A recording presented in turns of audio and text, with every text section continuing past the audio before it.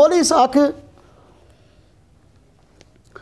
یہ اپنی تقریروں میں صحابہ کرام پر تنقید کرنا یہ کار ثواب سمجھتا تھا.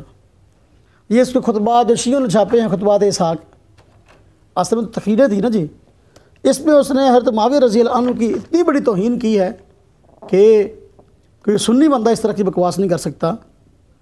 کہتا ہے کہ حضرت صفحہ نمبر 17 ہے اس کا خطبات اسحاق کا. کہتا ہے معاویہ سے اجتہادی غلطی نہیں ہوئی، وہ صرف حکومت کا لالچی تھا، نہ اسے دین کی پرواہ تھی نہ وہ دین چاہتا تھا، ہر مکر و فریب کو روا رکھا. دیکھ لیں آپ صحابی رسول کے متعلق اس طرح کی بکواس ہے. صفحہ نمبر اس کا 17 ہے.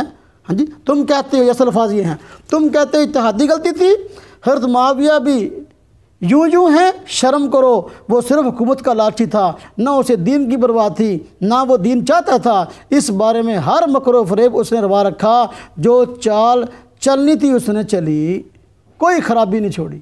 اب آپ دیکھ لیں، کوئی خرابی نہیں چھوڑی.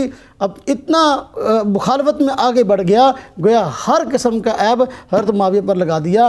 جو بندہ صحابہ کرام کی اس طرح کی گندی ذہنیت رکھتا ہو، آپ بتائیں کہ وہ بندہ اہل سنت والجماعت کا ترجمان کیسے ہو سکتا ہے؟